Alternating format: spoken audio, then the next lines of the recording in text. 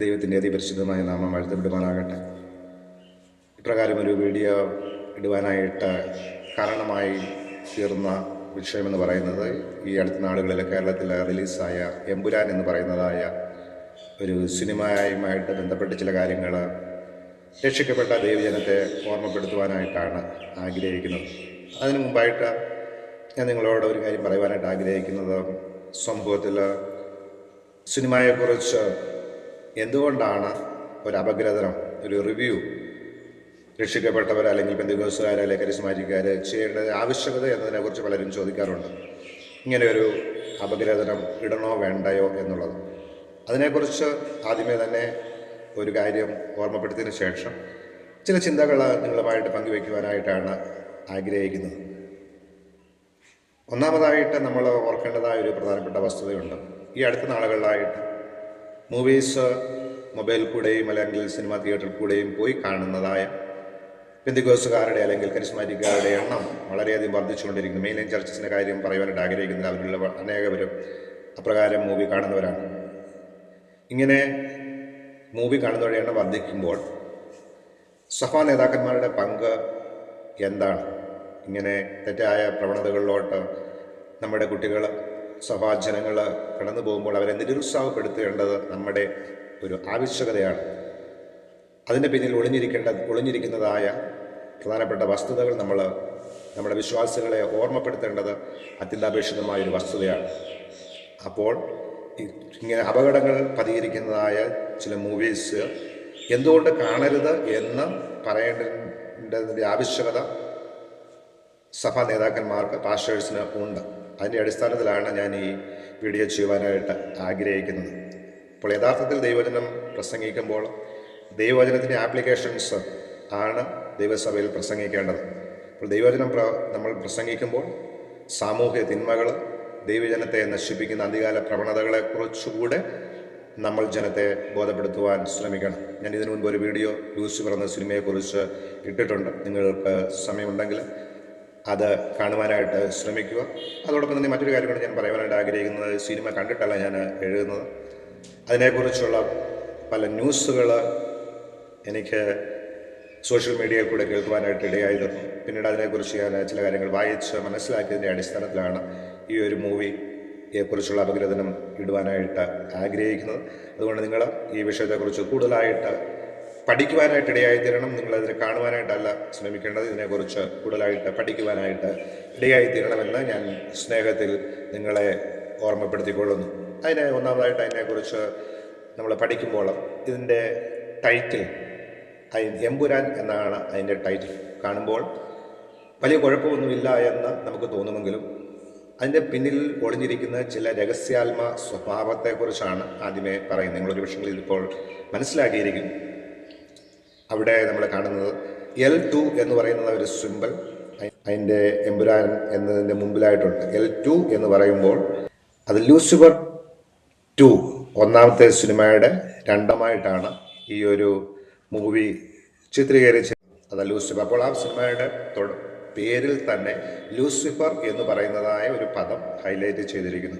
പിന്നീട് എമ്പുരാൻ എന്ന പദം കൊണ്ട് അർത്ഥമാക്കുന്നത് അത് ദൈവമല്ല, എമ്പുരാൻ ദൈവത്തെക്കാളും താഴ്ന്ന നിലയിലുള്ള പ്രഭു എന്ന നിലയിലുള്ളതായ ഒരു പദമാണ് എമ്പുരാൻ എന്നതുകൊണ്ട് ഉദ്ദേശിക്കുന്നത്. വേദപുസ്തകത്തിന്റെ അടിസ്ഥാനത്തിൽ പറയുമ്പോൾ അത് തന്നെ വീണുപോയ ദൂതന്മാരെയാണ്, പ്രത്യേകിച്ച് ലൂസിഫറിനെയാണ്, ദൈവത്തോട് മറുതലിച്ചതായ ഒരു ദൈവത്തിൻ്റെ സൃഷ്ടിയാണ് ഈ എമ്പുരാൻ എന്നതുകൊണ്ട് വേദപുസ്തക അടിസ്ഥാനത്തിൽ നമുക്ക് കാണുവാനായിട്ട് സാധിക്കുന്നു. വീണ്ടും നമ്മൾ ആ ടൈറ്റിൽ പരിശോധിക്കുമ്പോൾ ടൈറ്റിലിന് പിന്നിൽ ഒളിഞ്ഞിരിക്കുന്നതായ പല ഡോട്ടുകൾ, ഇതൊക്കെയും ചില സാത്താനി ആരാധനയുമായിട്ട് ബന്ധപ്പെട്ട രഹസ്യ സ്വഭാവമുള്ളതായ ചില സംഘടനകളുടേതായ പ്രതീകാത്മകമായി അവരുടെ പേര് രേഖപ്പെടുത്തുമ്പോൾ യൂസ് ചെയ്യുന്നതായ ചില ഡോട്ടുകളാണ് അവിടെ കാണുവാൻ സാധിക്കുന്നത്. അതോടൊപ്പം എമ്പുരാൻ ഇംഗ്ലീഷിൽ എഴുതുമ്പോൾ അതിൻ്റെ പേര് നിങ്ങൾ ശ്രദ്ധിച്ചു കഴിഞ്ഞാൽ AA എന്ന് അതിൻ്റെ ഇടയിൽ കാണുവാനായിട്ട് ഡോട്ടിട്ട് AA എന്ന് കാണുവാനായിട്ട് സാധിക്കുന്നു. ഇതും അതിൻ്റെ ഒരു സൈതാനിക അല്ലെങ്കിൽ രഹസ്യാത്മ സ്വഭാവമുള്ള ഒരു കൾട്ട് ഗ്രൂപ്പിൻ്റെതായ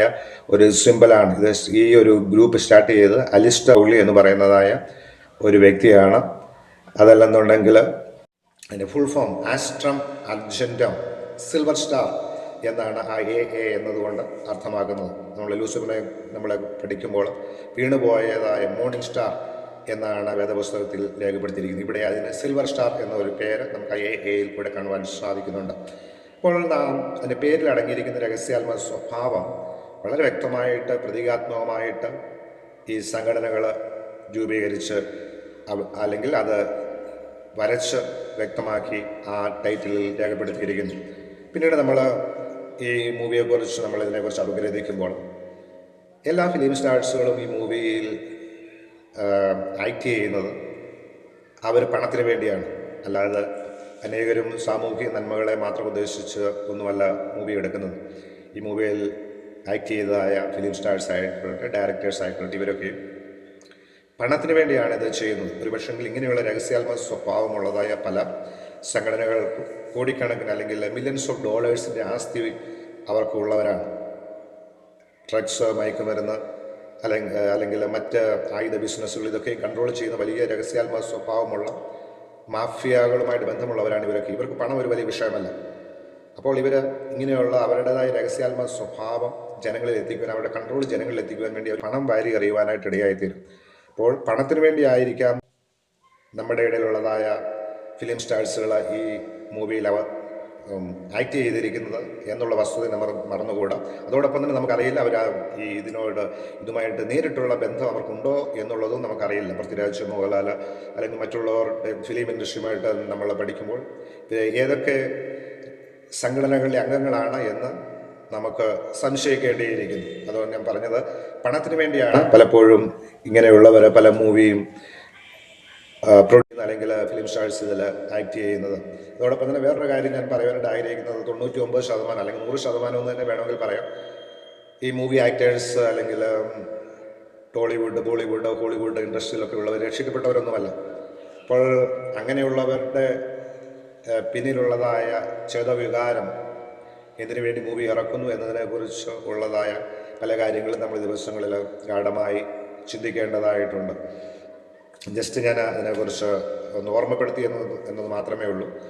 സിനിമ കാണണോ കാണണ്ടായോ എന്നുള്ളത് ഒരു വലിയ വിഷയമാണ് ഇന്നത്തെ ക്രൈസ്തവ ഗോളത്തിൽ. അത് നിങ്ങൾക്ക് വേദപുസ്തകം പഠിച്ച് രക്ഷിക്കപ്പെട്ടതായ ദൈവത്തിന് ജനം പരിശുദ്ധാത്മാവിൻ്റെ നടത്തിപ്പനുസരിച്ച് നിങ്ങൾക്ക് തീരുമാനമെടുക്കാവുന്നതാണ്. ആ ഒരു വിഷയത്തിലോട്ട് ഞാൻ കടന്നു പോകുവാനായിട്ട് ആഗ്രഹിക്കുന്നില്ല. പിന്നീട് നമ്മൾ ഈ ഒരു മൂവിയെക്കുറിച്ച് നമ്മൾ കാണുമ്പോൾ ഇത് ഡൈവേർട്ടിങ് ഹിസ്റ്ററിയെ ഡൈവേർട്ട് ചെയ്യുന്ന പാർഷ്യൽ ഹിസ്റ്ററി അവിടെ ഹൈലൈറ്റ് ചെയ്യുന്നതായിട്ട് നമുക്ക് കാണുവാനായിട്ട് സാധിക്കുന്നുണ്ട്. പലപ്പോഴും പല ലഹളകളെയും ഒരു വ്യൂവിൽ നിന്നുകൊണ്ട് മാത്രം വീക്ഷിക്കുകയാണ്. മുസ്ലിംസിനെ അറ്റാക്ക് ചെയ്യുന്നതായ രംഗങ്ങളെ ഹൈലൈറ്റ് ചെയ്യുമ്പോൾ, എന്നാൽ അതിൻ്റെ ഓപ്പോസിറ്റ് സൈഡിലുള്ളതായ ഹിന്ദുക്കളെ അറ്റാക്ക് ചെയ്യുന്നതായ രംഗങ്ങൾ അവിടെ നിന്ന് ഡിലീറ്റ് ആക്കപ്പെട്ടിരിക്കുന്നത് അല്ലെങ്കിൽ അത് മറച്ചു വെച്ചിരിക്കുന്നതായിട്ട് കാണുവാൻ സാധിക്കുന്നു. അപ്പോൾ യഥാർത്ഥമായ ഒരു മൂവി ആയിരുന്നു എങ്കിൽ, ഹിസ്റ്റോറിക്കൽ മൂവി ആയിരുന്നുവെങ്കിൽ, അല്ലെങ്കിൽ ചരിത്ര വസ്തുതകളെ വളച്ചൊടിക്കാതെ അവർക്ക് പ്രസൻറ്റ് ചെയ്യണമായിരുന്നുണ്ടെങ്കിൽ സത്യമായിട്ട് പറയേണ്ടത് അത്യന്താപേക്ഷിതമായിരുന്നു. പക്ഷേ ഈ ഒരു മൂവിയിൽ അങ്ങനെ ഒരു വസ്തുത നമുക്ക് കാണുവാനായിട്ട് സാധിക്കുന്നില്ല. ഗോദ്രാജ് സംഭവത്തെ അവർ ഒരു വ്യൂവിൽ നിന്നുകൊണ്ട് മാത്രമാണ് ചിത്രീകരിച്ചിരിക്കുന്നത്. അപ്പോൾ യഥാർത്ഥ മൂവി എന്ന് പറയുന്നത് സമൂഹത്തിൽ സമാധാനം ഉണ്ടാക്കുക, സന്തോഷമുണ്ടാക്കുക എന്നുള്ളതായിരിക്കണം അവരുടെ ഉദ്ദേശം. ഒരു വ്യൂവിൽ മാത്രം ഒരു മൂവിയെ അല്ലെങ്കിൽ ഒരു ലഹളയെ അല്ലെങ്കിൽ ഒരു വയലൻസിനെ പ്രസൻറ്റ് ചെയ്യുമ്പോൾ ഇത് സമൂഹത്തിൽ ഒരു വലിയ ലഹളയിലോട്ട് അല്ലെങ്കിൽ രണ്ട് ഗ്രൂപ്പുകൾ തമ്മിലുള്ളതായ തർക്കങ്ങളിലോട്ടും അല്ലെങ്കിൽ പിന്നീട് വഴക്കുകളിലോട്ടോ കൊലപാതകങ്ങളിലോട്ടൊക്കെ നീങ്ങുവാനായിട്ട് ഇടയുണ്ട്. ഒരു പക്ഷേ ഇതായിരിക്കും പിശാചിൻ്റെ ഉദ്ദേശം എന്ന് പറയും. നമുക്ക് ഇതിനെക്കുറിച്ച് അതിൻ്റെ അണ്ടർഗ്രൗണ്ടിൽ പ്ലേ ചെയ്യുന്നതായി കളിക്കുന്നതായ പിശാചിൻ്റെ തന്ത്രങ്ങളെക്കുറിച്ച് നമുക്ക് അത്രമാത്രം മനസ്സിലാക്കാൻ ഇതുവരെയും സാധിക്കുന്നില്ല. അതായത് ചരിത്ര വസ്തുതകളെ മറച്ചൊടിക്കുന്നതായ ഒരു മൂവിയായിട്ട് ഇതിനെ കാണുവാനായിട്ട് നമുക്ക് കാണുവാൻ സാധിക്കുന്നു. അതോടൊപ്പം പിന്നീട് നമ്മൾ വേദപുസ്തകം പഠിക്കുമ്പോൾ ക്രിസ്ത്യാനിറ്റിയെക്കുറിച്ച് കാണും. ക്രിസ്ത്യാനിറ്റി ഒരു മതമല്ല. നിങ്ങൾക്കറിയാവുന്നതുപോലെ ക്രിസ്ത്യാനികൾ ഡിഫൈൻ ചെയ്യുന്ന പോലെ അത് ദൈവത്തെങ്കിലായിട്ടുള്ള ഒരു മാർഗമാണ്. യഥാർത്ഥ ക്രിസ്ത്യാനികൾ യഹൂദ മതത്തെ ഒരു സത്യമതമായിട്ട് അവർ അംഗീകരിക്കുന്നുണ്ട്. കാരണം യഹൂദ മതത്തിലെ ദൈവത്തെ തന്നെയാണ് ക്രിസ്ത്യാനികൾ ആരാധിക്കുന്നത്. യഹൂദ മതത്തിലെ ദൈവം ആണ് യേശു ക്രിസ്തുവായിട്ട് അവതരിച്ചതെന്ന് ക്രിസ്ത്യൻസ് വിശ്വസിക്കുന്നു. യഹൂദന്മാർ വിശ്വസിക്കുന്നില്ലെങ്കിൽ കൂടെ ക്രിസ്ത്യാനികൾ യഹൂദന്മാരുടെ ദൈവത്തെ അവരുടെ ദൈവമായിട്ട്, അല്ലെങ്കിൽ Jesus Christ is the incarnated God of Israel എന്നവർ വിശ്വസിക്കുന്നുണ്ട്. അപ്പോൾ അതിന് മറ്റ് ഓപ്പോസിറ്റ് സൈഡിൽ ബാക്കിയുള്ള മതങ്ങളിലെ ദൈവങ്ങളെ ക്രിസ്ത്യാനികൾ അംഗീകരിക്കുന്നില്ല എന്നാണ് വേദപുസ്തകത്തിൻ്റെ അടിസ്ഥാനത്തിൽ ഞാൻ പറയുവാനായിട്ട് ആഗ്രഹിക്കുന്നത്. എന്നാൽ ഈ ഒരു മൂവിയിൽ കാണുവാനായിട്ട് സാധിക്കുന്നത് ബൈബിളിൽ പറഞ്ഞിരിക്കുന്ന ലൂസിഫറിനെ ഒരു ദൈവമായിട്ടാണ് ചിത്രീകരിച്ചിരിക്കുന്നത്. ആ ദൈവമായിട്ട് ചിത്രീകരിച്ചിരിക്കുന്ന ഈ എമ്പുരാനെ മറ്റ് മതസ്ഥരും ഇൻഡയറക്റ്റായിട്ട് ആരാധിക്കണം, അല്ലെങ്കിൽ അവരെ ആരാധനയിലോട്ട് നയിക്കുവാനുള്ള പ്രേരണ ഈ മൂവിയിൽ കൊടുക്കുന്നുണ്ട്. അപ്പോൾ അതും വേദപുസ്തക പഠിപ്പീരിന് എതിരാണ്. എന്നാൽ ഞാൻ മറ്റൊരു കാര്യങ്ങൾ ഞാൻ പറയുവാനായിട്ട് ആഗ്രഹിക്കുന്നു. വേദപുസ്തകത്തിനെതിരായിട്ട് സിനിമകൾ എടുക്കുവാനായിട്ട് എല്ലാ സ്വാതന്ത്ര്യവും ഇന്ത്യയിൽ ഉണ്ട്. ഞാൻ അതിനെ എതിർക്കുന്നൊന്നുമില്ല. യേശുവിനെതിരായിട്ട് ഒരു മൂവി ആർക്കെങ്കിലും എടുക്കണമെന്നുണ്ടെങ്കിൽ അവരെടുത്തുകൊള്ളട്ടെ. ഞാൻ ഒരു യഥാർത്ഥ ക്രിസ്ത്യാനി എന്ന നിലയിൽ അതോരോ വ്യക്തിയുടെയും ആവിഷ്കാര സ്വാതന്ത്ര്യമാണ്. എന്നാൽ അങ്ങനെയുള്ളതായ സമയങ്ങൾ ക്രിസ്ത്യൻസ് സമചിത്തതയോടുകൂടി യഥാർത്ഥ ക്രിസ്തു ആര് എന്ന് സമൂഹത്തിൽ പഠിപ്പിക്കുകയാണ്, അല്ലെങ്കിൽ സമൂഹത്തിൻ്റെ മുമ്പിൽ തെളിയിച്ചു കൊടുക്കുകയാണ് വേണ്ടത്. അപ്പോൾ മനുഷ്യരുടെ സ്വാതന്ത്ര്യം അവർ ഉപയോഗിച്ചുള്ള ചരിത്രം പരിശോധിക്കുമ്പോൾ ആയിരക്കണക്കിന് ആൾക്കാർ യേശുക്രിസ്തുവിൻ്റെ അസ്തിത്വത്തെ ചോദ്യം ചെയ്യുകയുണ്ടായി. യേശുക്രിസ്തുവിനെതിരായിട്ട് പ്രവർത്തിച്ചു. അനേക ക്രിസ്ത്യൻസിനെ കൊന്നിട്ടുണ്ട്. പക്ഷേ ഇപ്പോഴും യേശുക്രിസ്തു എന്ന ആ ആണത്വം, ദൈവം ഇപ്പോഴും പ്രപഞ്ചത്തിൽ നിലനിൽക്കുന്നു, പ്രപഞ്ചം നിയന്ത്രിക്കുന്നു എന്നുള്ളതായ ഒരു വസ്തുത നമ്മൾ മറന്നു പോകുന്നത്. അപ്പോൾ ഒരു മൂവി ഇറക്കിയത് കൊണ്ടോ, കുറേയധികം പേര് ക്രിട്ടിസൈസ് ചെയ്തുകൊണ്ടോ, കുറേയധികം ക്രിസ്ത്യൻസിനെ കൊന്നതുകൊണ്ടോ സത്യത്തെ വളച്ചൊടിക്കുവാനായിട്ട് നമുക്ക് സാധിക്കത്തില്ല. യേശുക്രിസ്തു തന്നെയാണ് സത്യദൈവം, ഈ പ്രപഞ്ചത്തിൻ്റെ ദൈവം. അന്ത്യകാലത്ത് പിശാചിനെയും അവൻ്റെ കൂട്ടാളികളെയും നരകത്തിലോട്ട് തള്ളിയിടുവാൻ അധികാരം പ്രാപിച്ചവനാണ് യേശുക്രിസ്തു എന്ന് നമ്മൾ ഒരു വശത്ത് നമ്മൾ മറന്നു പോകരുത്. പിന്നീട് നമ്മൾ അടുത്തതായിട്ട് നമ്മൾ ഇതിനെക്കുറിച്ചൊക്കെ ചിന്തിക്കുമ്പോൾ നമ്മൾ ഓർക്കേണ്ടതായ മറ്റൊരു വസ്തുത എന്ന് പറയുന്നത്, പിശാചിൻ്റെ തന്ത്രങ്ങളെ നമ്മൾ ഈ ദിവസങ്ങളിൽ മനസ്സിലാക്കണം. പിശാചിന് വലിയ തന്ത്രങ്ങളുണ്ട്. എങ്ങനെയും യേശുക്രിസ്തുവിൻ്റെ വരവിന് മുൻപായിട്ട് അനേക ദൈവമക്കളെ വിശ്വാസത്തിൽ നിന്നും പിന്തിരിപ്പിക്കുവാനായിട്ട്, പ്രത്യേകം വ്രതസ്ഥന്മാരെ, രക്ഷിക്കപ്പെട്ടവരെ രക്ഷയുടെ അനുഭവത്തിൽ നിന്നും തകർത്തി കളയുവാനായിട്ട് പിശാചിന് പദ്ധതികളുണ്ട്. അപ്പോൾ ഇങ്ങനെയുള്ളതായ പല മൂവികൾ കൂടെയും പിശാച് തൻ്റെ തന്ത്രങ്ങളെ വളരെ വ്യക്തമായ രീതിയിൽ ഉപയോഗിച്ചുകൊണ്ടിരിക്കുക. സമൂഹത്തിൽ ഇൻഫ്ലുവൻസ് ഉള്ളതായ വ്യക്തികളിൽ കൂടെ പിശാച് തൻ്റെ തന്ത്രം ഉപയോഗിച്ചുകൊണ്ടിരിക്കുകയാണ്. നമ്മൾ അതിൽ വളരെ ജാഗ്രതയുള്ളവരായിരിക്കണം. പൊളിറ്റിക്സ്, അല്ലെങ്കിൽ എക്കണോമി, ഇങ്ങനെയുള്ള സയൻസ്, ഇങ്ങനെയുള്ള പല മേഖലകളിലും പിശാച് തൻ്റെ സാന്നിധ്യം അല്ലെങ്കിൽ തൻ്റെ അധികാരം ഉറപ്പിക്കുവാനായിട്ട് ഈ ദിവസങ്ങളിൽ ശ്രമിച്ചുകൊണ്ട് ഇരിക്കുകയാണ്. നമ്മൾ വേറൊരു കാര്യം കൂടെ നമ്മൾ ഓർക്കണം. ഇപ്പോൾ പിശാച് എന്തെല്ലാം ചെയ്താലും പിശാചിന് ഒരിക്കലും ദൈവത്തിന് എതിരായിട്ട് പ്രവർത്തിക്കുവാനായിട്ട് സാധിക്കത്തില്ല. പിശാചിന് ആകെപ്പാടെ ചെയ്യാൻ കഴിയുന്നത് ദൈവത്തിൻ്റെ സൃഷ്ടികൾക്കെതിരായിട്ട് പ്രവർത്തിക്കുക മാത്രമേ സാധിക്കുകയുള്ളൂ. അതാണ് ഈ ദിവസങ്ങളിൽ പിശാച് ചെയ്തുകൊണ്ടിരിക്കുന്നത്. പിന്നീട് നമ്മൾ അവിടെ കാണുവാനായിട്ട് കാണുന്ന മറ്റൊരു കാര്യമെന്ന് പറയുന്നത്, ആ സിനിമയിൽ ഖുറൈഷി എബ്രഹാം എന്ന് പറയുന്നതായൊരു പേര് നമുക്ക് കാണുവാനായിട്ട് സാധിക്കുന്നുണ്ട്. അപ്പോൾ ഈ ഏബ്രഹാം, ബൈബിളിൽ പറയുന്ന ഏബ്രഹാമായിട്ട് കണക്ട് ചെയ്തതാണ് ആ പേര് കാണുന്നത്. പക്ഷേ ബൈബിളിൽ പറയുന്ന ഏബ്രഹാമും ഈ പറയുന്ന ഏബ്രഹാമും തമ്മിൽ ബന്ധമൊന്നുമില്ല. അതാണ് ഞാൻ പറയുവാനായിട്ട് ആഗ്രഹിക്കുന്നത്. അബ്രഹാമിൻ്റെ ട്രൈബ് എന്ന് പറയുന്നത് ഖുറൈഷി ട്രൈബല്ല. വേദപുസ്തകം, ഉൽപ്പത്തി പുസ്തകം ശരിയായിട്ട് പഠിക്കുമ്പോൾ നമുക്ക് വ്യക്തമായിട്ട് മനസ്സിലാക്കുവാൻ കഴിയുന്നതായ ഒരു കാര്യമാണ്. പക്ഷേ ഈ ഒരു പേരിടുമ്പോൾ ഇത് ഒരു പക്ഷെങ്കിൽ ഇസ്ലാം മതവുമായിട്ട്, അല്ലെങ്കിൽ ഇസ്ലാമിൽ ഖുറാനിൽ പറയുന്നതായ അബ്രഹാമായിട്ടൊരു കമ്പാരിസൺ ഈ സിനിമയിൽ അബ്രഹാമിൻ്റെ പേരുമായിട്ട് ബന്ധപ്പെട്ട് കാണുവാനായിട്ട് സാധിക്കുന്നുണ്ട്. അപ്പോൾ അതിൻ്റെ പിന്നിലുള്ളതായ എന്താണ് വികാരം? അവിടെ ആരോ പറയുന്നുണ്ട്, ഖുറാനിൽ പറയുന്ന അബ്രഹാമാണ് യഥാർത്ഥ അബ്രഹാം എന്ന് ഉള്ളൊരു മെസ്സേജ് ജനത്തിന് കൊടുക്കുന്നുണ്ട്. പല ക്രൈസ്തവർക്കും അതിൻ്റെ പിന്നിലുള്ള അപകടം മനസ്സിലാക്കുവാനായിട്ട് കഴിയുന്നില്ല. ബൈബിളിൽ പറഞ്ഞിരിക്കുന്ന ഏബ്രഹാമും ഖുറാനിൽ പറഞ്ഞിരിക്കുന്ന ഏബ്രഹാമും ഒന്നല്ല എന്ന് ഇന്ന് ഈ വീഡിയോയിൽ കൂടെ ഞാൻ നിങ്ങളെ ഓർമ്മപ്പെടുത്തുവാനായിട്ട് ആഗ്രഹിക്കുകയാണ്. അല്ലെങ്കിൽ ബൈബിളും ഖുറാനും ഒന്നല്ല. ബൈബിളിലെ ചരിത്ര വസ്തുതകളും ഖുറാനിലെ ചരിത്ര വസ്തുതകളും ഒന്നല്ല. എന്നാൽ എമ്പുരാൻ എന്ന സിനിമയിൽ അതിൻ്റെ ഓപ്പോസിറ്റായിട്ടുള്ള ഒരു പഠിപ്പീരാണ് നമുക്ക്, അല്ലെങ്കിൽ ചിത്രീകരണമാണ് നമുക്ക് കാണുവാനായിട്ട് സാധിക്കുന്നത്. പിന്നീട് നമ്മൾ ഇതിൻ്റെ ഇമ്പാക്റ്റ്, എത്രമാത്രം ഇമ്പാക്റ്റ് ഈ മൂവിക്ക് സമൂഹത്തിലുണ്ട് എന്നുള്ളതാണ് ഇന്നത്തെ അതിൻ്റെ വളരെ ആധുനികവൽക്കരണം നടത്തിയ ഒരു സിനിമയായിട്ടാണ് ഈ എമ്പുരാനെ കുറിച്ച് എനിക്ക് മനസ്സിലാക്കുവാൻ സാധിക്കുന്നത്. ഇപ്പോൾ അതിൻ്റെ ചിത്രീകരണങ്ങൾ, അതിൻ്റെ മോഡേൺ ആർട്ട്, അല്ലെങ്കിൽ അതിൻ്റെ കമ്മ്യൂണിക്കേഷൻ സിസ്റ്റമൊക്കെ വളരെ എഫക്റ്റീവായിട്ടാണ് മറ്റുള്ളവരുടെ എനിക്ക് മനസ്സിലാക്കുവാനായിട്ട് സാധിച്ചു. അത് പലപ്പോഴും യൗവനക്കാരെ അട്രാക്റ്റ് ചെയ്യുവാനായിട്ട് ഇടയുണ്ട്.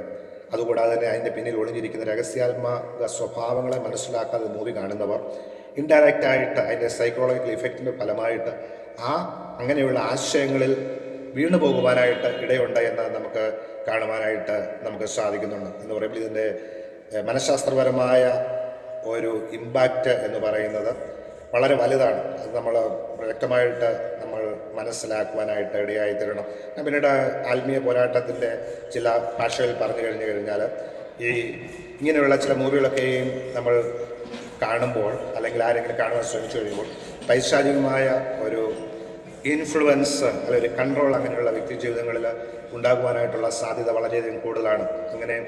ഇങ്ങനെ ഒരു മൂവി കണ്ട് അതിൽ ആകർഷകരായി കഴിഞ്ഞു കഴിയുമ്പോൾ അവരുടെ ജീവിതത്തിൽ ചിലപ്പോൾ പിശാച് അവരെ കൺട്രോൾ ചെയ്യുവാനായിട്ട് ഇടയായിത്തീരുമെന്നുള്ളതായ ഒരു വസ്തുതയും ഈ സമയത്ത് ഞാൻ ഓർമ്മപ്പെടുത്തുവാൻ ആഗ്രഹിക്കുന്നു. പിന്നീട് അടുത്തതായിട്ട് പറയാൻ കഴിയുന്നതിനെക്കുറിച്ച് മനസ്സിലാക്കുവാൻ സാധിക്കുന്നത് ചില വേദപുസ്തക വാക്യങ്ങൾ അത് എഡിറ്റ് ചെയ്ത് അതിൻ്റെ ഡയറക്റ്റ് ഓപ്പോസിറ്റ് മീനിങ്ങിൽ ഈ മൂവിയിൽ ചിത്രീകരിച്ചിരിക്കുന്നു എന്നുള്ളതാണ്. ക്രിസ്ത്യാനികൾ വിശ്വസിക്കുന്ന എന്താണ്?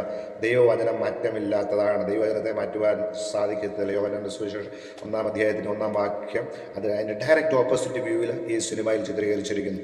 അപ്പോൾ ഇങ്ങനെയുള്ളതായ ദൈവത്തിൻ്റെ വാക്യം തെറ്റായ രീതിയിൽ ചിത്രീകരിച്ചിരിക്കുന്ന സിനിമകളെ കണ്ട് നമ്മൾ കൈയടിക്കണോ വേണ്ട എന്നുള്ളത് രക്ഷിക്കപ്പെട്ട ദൈവത്തിന് ജനം ഈ ദിവസങ്ങളിൽ ചിന്തിക്കണം. അല്ലെങ്കിൽ ദൈവത്താൽ വിളിച്ചു വേർതിരിക്കപ്പെട്ട ദൈവത്തിൻ്റെ ദാസന്മാർ, ലീഡേഴ്സ് ഈ വിഷയം ജനത്തെ ഓർമ്മപ്പെടുത്തുവാനായിട്ട് ഇടയായിത്തീരണം. മറ്റുള്ളവർക്ക്, ഞാൻ ആദ്യമേ പറഞ്ഞതുപോലെ തന്നെ, മറ്റുള്ളവർക്ക് ദൈവജനത്തെ എഡിറ്റ് ചെയ്ത് പറയുവാനായിട്ടുള്ള ആവിഷ്കാര സ്വാതന്ത്ര്യമുണ്ട്. അതിനെ ഞാൻ ചോദ്യം ചെയ്യുന്നില്ല, ഞാൻ അതിനെ ഭയപ്പെടുന്നുമില്ല. പക്ഷെങ്കിൽ ദൈവത്തിൻ്റെ ജനം ദൈവവചനത്തെ തെറ്റായ രീതിയിൽ മനസ്സിലാക്കുവാനായിട്ട് ഇടയായിത്തീരരുത് എന്നുള്ള ഒരു ഓർമ്മപ്പെടുത്തലാണ് ഞാൻ ഈ അവസരത്തിൽ ഞാൻ ചിന്തിക്കുവാനായിട്ട് ആഗ്രഹിക്കുന്നത്. പിന്നീട് അടുത്തതായിട്ട് ഇതിൽ ഡയറക്റ്റ് ചെയ്തതായ അല്ലെങ്കിൽ ആക്ട് ചെയ്തതായ പൃഥ്വിരാജ്, മോഹൻലാൽ ഇങ്ങനെയുള്ള അല്ലെങ്കിൽ ചില മൂവി പ്രൊഡ്യൂസേഴ്സ് ഓർ ആക്ടേഴ്സ് ഈ ഇലുമിനാറ്റി സംഘടനകളുമായിട്ടോ അല്ലെങ്കിൽ സൈതാനി വർഷിപ്പേഴ്സുമായിട്ടോ അല്ലെങ്കിൽ ഇതുമായിട്ട് ബന്ധപ്പെട്ട ഫ്രീമേസൺ ഇങ്ങനെയുള്ള കൾട്ട് മൂവ്മെൻറ്റ്സുമായിട്ട് ബന്ധമോ അല്ലെങ്കിൽ അതിൻ്റെ അംഗങ്ങളാണോ എന്നുള്ളത് നമുക്ക് വ്യക്തമായിട്ട് അറിയില്ല. അവരും അതിനെക്കുറിച്ച് പൂർണ്ണമായിട്ടൊന്നും വെളിപ്പെടുത്തിയിട്ടില്ല. പക്ഷെ ഒരു കാര്യം ഉറപ്പാണ്, അവരതിൻ്റെ പൂർണ്ണമായ അംഗങ്ങളാണെങ്കിലും അല്ലെങ്കിലും അങ്ങനെയുള്ളതായ ചില രഹസ്യാത്മക സ്വഭാവമുള്ളതായ മൂവ്മെൻറ്റ്സിൻ്റെ ഗ്രൂപ്പിൻ്റെ ഐഡിയകളാണ് അവർ ഇതിൽ പൂർണ്ണമായിട്ട് ചിത്രീകരിച്ചിരിക്കുന്നത്, ആശയങ്ങളാണ് അതിൽ പ്രതിഫലിപ്പിച്ചിരിക്കുന്നത്. കേരള രാഷ്ട്രീയവുമായിട്ട് ബന്ധപ്പെട്ട രീതിയിൽ അവരത് ചെയ്യുന്നുവെങ്കിലും അതിൻ്റെ പിന്നിലുള്ളതായ പ്രതീകാത്മകമായ സിംബൽസുകൾ മുഴുവനും ഇങ്ങനെയുള്ള രഹസ്യാത്മക സ്വഭാവമുള്ളതായ ചില സംഘടനകളെ ഹൈലൈറ്റ് ചെയ്യുകയും അവരെ പ്രൊമോട്ട് ചെയ്യുന്നതായ ഒരു കാര്യമാണ് നമുക്കിവിടെ കാണുവാനായിട്ട് സാധിക്കുന്നത്. പിന്നീട് നമ്മൾ നോക്കുമ്പോൾ നമ്മൾ യേശുക്രിസ്തുവിൻ്റെ കുരിശുമരണവുമായിട്ട് ബന്ധപ്പെട്ട് പാഷൻ ഓഫ് ക്രൈസ്റ്റ് എന്ന് പറയുന്ന ഒരു മൂവി ഇറങ്ങുവാനിടയായി തീർന്നിട്ടുണ്ട്. അനേക ക്രിസ്ത്യൻസ് അത് കണ്ടിട്ടുണ്ട്.